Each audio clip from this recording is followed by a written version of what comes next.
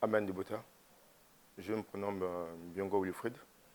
Je suis fidèle du Lobanan Nzambé, du Gabon, la confession religieuse. Mon histoire a commencé depuis le 16 septembre 2021. Lorsque je m'apprêtais pour aller assister à ma belle famille, ça auquel à la veille, le pied, je suis allé, j'ai fait toutes les transactions que je pouvais faire. La journée, ça allait. Dans le soir, autour de 18 h, quand je rentre à la maison, je commence à apprêter mon sac, je commence à ressentir la douleur au niveau des pieds.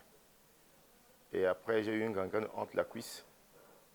Maintenant, de là, j'ai essayé de forcer, ça n'allait pas. J'ai essayé de m'acheter de quoi manger, j'ai dit peut-être j'ai faim. Mais malheureusement, même ce que je suis allé acheter, je n'ai pas pu manger parce que la douleur commençait à persister.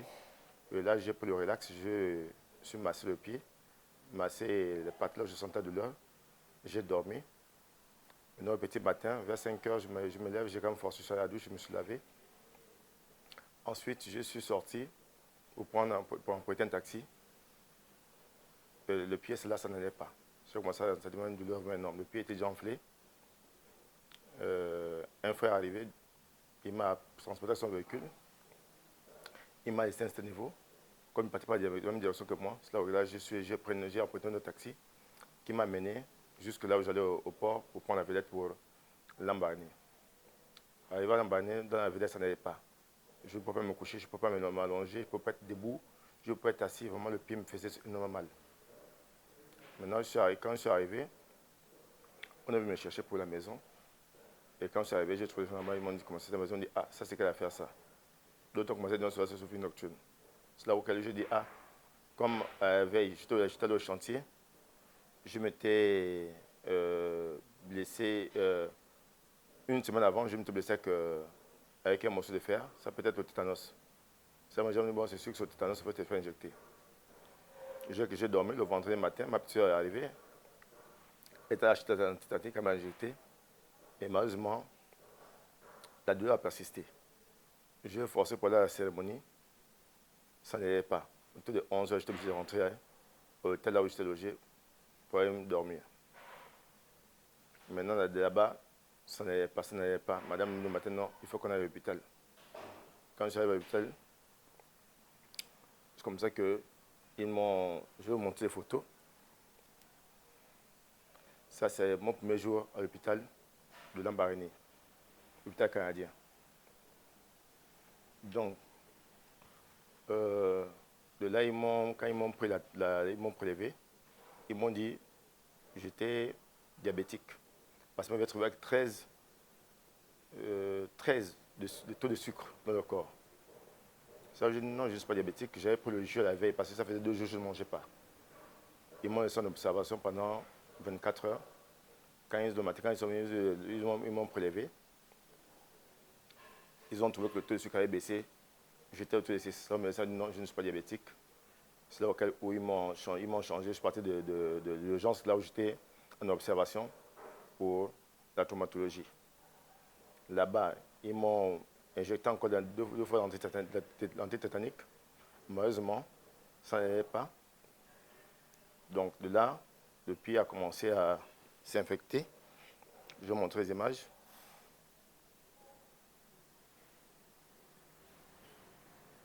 Vous voyez ce que ça fait. Maintenant, après, on est venu ici. Le pied a commencé à se dégrader. Et de là, ça suit ici. Et c'est comme ça que le grand frère de ma femme va me dire, ça c'est pas mal de l'hôpital, il faut qu'on aille chez les praticiens. Le médecin va dire non, il faut que vous faites les charges pour que si en cas où un peu m'arrive, vous allez assumer les engagements, les conséquences. Il va signer des charges, c'est comme ça que nous allons partir chez le praticien. Ça c'est le premier jour que je vais arriver chez le praticien. Maintenant, de là, il va commencer par commencer à faire les massages, commencer à traiter le pied, et ça va évoluer comme ça. se révolait comme ça. Et après, je continue sur les massages, les massages, les massages, les massages. Le plus ne fait que prendre de l'ampleur. Ces images que je sentais faire défiler, comment le pays faisait prendre de l'ampleur. Et ensuite, c'est venu à ce stade-là. Ce n'est pas toujours, c'était vraiment compliqué. J'avais du mal à dormir, je ne dormais pas. J'ai appelé les frères pour me dire non. Les frères que je connaissais qui priaient avec moi là où j'ai prié à l'église l'église adventiste. Là où j'ai prié à l'église adventiste, j'ai commencé à appeler certains frères que je connaissais qui étaient dans des églises. J'ai dit à prier pour moi parce que mon état de santé ne va pas. Il n'y a que seul Dieu seul sait. Parce que là, je suis entre la vie et la mort. Les parents étaient en larmes. Mes soeurs, quand ils ont vu mon état de santé, ça n'allait pas. Je suis grâce grâce à Dieu. Parce que Dieu m'a soutenu dans cette épreuve. Il m'a soutenu dans cette épreuve. Et de là, je suis resté 8 mois. Je ne suis pas dit tradipraticien, ça n'allait pas. Le pied a commencé à se dégrader au fur et à mesure. Au fur des jours passaient, le pied se dégradait. Le pied se dégradait. J'avais complètement maigri. Comme quelqu'un était similaire. Voici l'étape là où j'étais.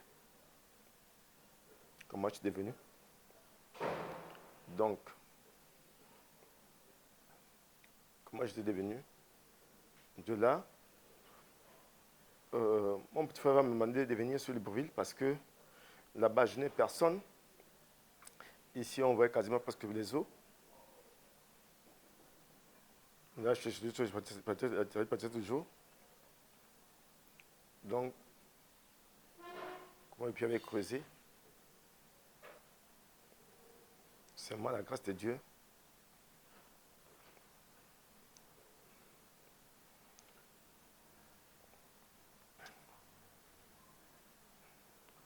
Donc de là, je vais venir à Libreville. Quand je vais à Libreville, on va m'amener chez une dame en Zion, qui est une tradipraticien qui est soignée aussi. Je vais commencer à faire le traitement là-bas. Ça est déjà. Mais malheureusement, j'étais presque vers la guérison déjà. Après, le pied s'est encore réouvert à nouveau encore. La blessure s'est aggravée. Et là, c'est là que je vais faire la rencontre d'une soeur au nom de Vivi. Elle va me dire, je sais que tu te fais traiter quelque part, mais je souhaiterais que tu viennes là où j'ai prié. Je lui poser la question de vous priez où. Elle me dit, j'ai prié à l'église de Bonanzambe. J'ai dit, il y a quoi? Elle me dit, non, on va te prophétiser. Moi, j'ai dit, non, moi, les prophéties, moi, je n'ai pas de prophétie parce que les prophéties n'amènent nulle part ailleurs. Mais là, me scanner, c'est quand elle me dit, chez nous, nous ne prions pas. Nous, quand nous prions, nous faisons le culte d'en haut. Nous, on monte au ciel. Ça où j'ai dit, mais tu es malade. C'est que l'église où on prie, on monte au ciel. C'est là où je prends la décision de m'y rendre. Je me suis rendu un mercredi matin. On s'est retrouvés, elle m'a mené jusqu'à l'église. De là, j'ai été reçu par un serviteur qui a commencé à prêcher la parole de Dieu. Il m'a prêché la parole de Dieu. Je vais te scandaliser parce que les choses qu'il m'a dit dans la prédication, j'étais devenu fou. Je lui ai dit, mais est-ce que c'est la même Bible que nous utilisons ou bien c'est notre Bible que vous avez? Mais quand je regarde les Écritures, c'est la même Bible exactement que nous utilisons. Je dis, mais comment tu as fait pour découvrir tout ça? Et ensuite, quand je pars de là, je vais rencontrer le Moussakoli Moslani. Il va me faire la prophétie. De là, je sors, je vais à la maison, je dors, je ne m'en revenais pas. C'est comme si c'était une pierre qui est tombée sur les épaules, sur la tête. Je ne m'en revenais pas. Comment se fait que ces gens vont connaître ma vie et me dire des choses auxquelles, pourtant c'est la même Bible que nous parcourons, mais je n'ai jamais vu ça, jamais écouté ce genre de message. Avant, j'allais à l'église pour juste pour le plaisir de partir à l'église. Je n'ai pas dû s'accompagner les autres. Mais je ne savais pas pourquoi je partais à l'église. J'étais chez les adventistes. Je partais. Après mon baptême là-bas, après tout d'un coup, je dis, j'ai arrêté d'aller à l'église. Je continue toujours dans mes voies. Et de là, j'ai commencé à fréquenter l'église. Et l'homme de Dieu, le serviteur de Dieu va me demander à ce que je commence à prendre le jus de citron, commencer à faire des applications. Et j'ai croisé une maman diaconaise. Cette maman au grand cœur, maman, c'est grâce à cette dame-là. Tous les jours, elle est au four au mollet. Les massages, c'est elle qui me tient le pied. Ma Jeannette, que Dieu te bénisse. Parce que c'est grâce à toi qu'aujourd'hui, où je lui dis, je suis fier de créer surtout de toi que je suis guéri. C'est grâce à vous. Et l'église de Luba. Et votre équipe qui vous soutient tous les jours. Et j'ai trouvé des serviteurs, Mos Dani, Mouté Regen, des gens humbles, des pères qui ont une grande compassion. Ils m'ont pris comme leur fils. Et chaque jour, ils me produisent des conseils. Comment je dois marcher avec Dieu. Et je dis, merci Papa Condé. C'est grâce à vous aujourd'hui que j'ai découvert ma santé. Parce que sans votre Dieu révélé, je ne pense pas que je serais debout aujourd'hui. Je suis arrivé à Luba, j'étais un mort vivant. Mais aujourd'hui, je peux crier que je suis guéri aujourd'hui. Donc, je vais continuer à faire défiler les images. Donc, c'est là où le pied a continué toujours à évoluer. La blessure a commencé à aggraver. Au stade auquel on disait, on devait amputer le pied. Grâce à l'église de Luba, je ne sais peut-être plus en vie. Parce qu'on a en fait m'amputer le pied. Donc, quand j'ai fait la rencontre de Luba, et c'est après que je ne peux pas comprendre que Dieu avait voulu que j'étais un enfant choisi de ma famille pour être une bénédiction pour ma famille. Parce que depuis que j'ai mis le pied là-bas, je ne peux jamais manquer, ne fût-ce qu'un seul jour de culte, prière matinale, la louange, le dimanche, je suis là. Et papa va me dire, mon Seigneur va me dire, il faut que je commence par intégrer les communautés qui étaient au sein de l'église. Et de là, je commence à intégrer. Et dès lors jusqu'à maintenant, je ne peux plus m'en passer le bas. C'est grâce et le bas où je suis vivant. Merci Papa Condé. Merci beaucoup. Que Dieu te bénisse encore. C'est grâce à vous aujourd'hui.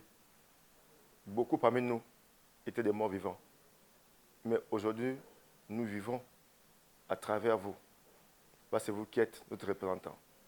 Dieu vous a élevé en dignitaire comme Dieu parmi les fils d'Israël en esprit.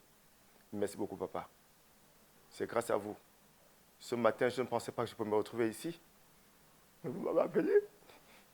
Vous m'avez dit, je vous rends grâce, Papa. Merci, Papa. Mais tout ce que j'ai fait, une simple prière pour pouvoir soutenir votre église. Une simple prière pour pouvoir soutenir votre église, Papa. Tout ce que j'ai besoin. Et je vous ai demandé dans votre église. Merci beaucoup, Papa. Merci infiniment. Et je vais vous montrer le pied dans le stade où je me trouve maintenant aujourd'hui. Je peux commencer à lever mon pied, le tourner parfaitement. Parce que c'est grâce à vous, Papa. C'est grâce à vous, Papa. Grâce à votre Dieu révélé, aujourd'hui, je peux crier haut et fort que je suis guéri. Merci beaucoup, Papa.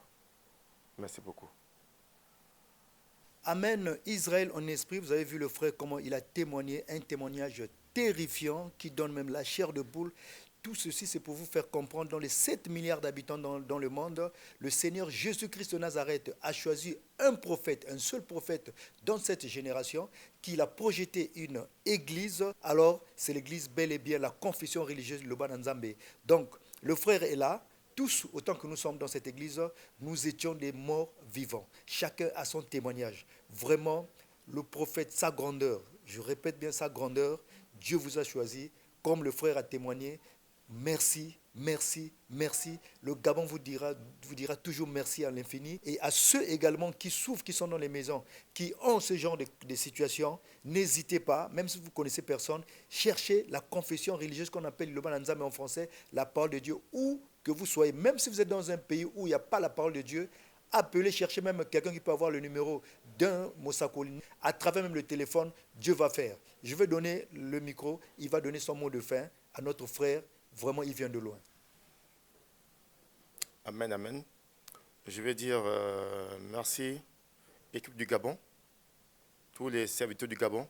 Je dis merci, que Dieu les bénisse infiniment, parce que par cette parole, que la grandeur prophète qu'on est de Paul unique, nous a amené cette doctrine. Ce n'est pas n'importe quelle doctrine, c'est cette doctrine qui vient d'en haut. Parce que j'étais dans les églises, j'ai parcouru les églises, je n'avais jamais compris un tel message. Et le bas, ce n'est pas de montage, ce sont les réalités. Tous les jours que Dieu fait, Dieu opère des miracles.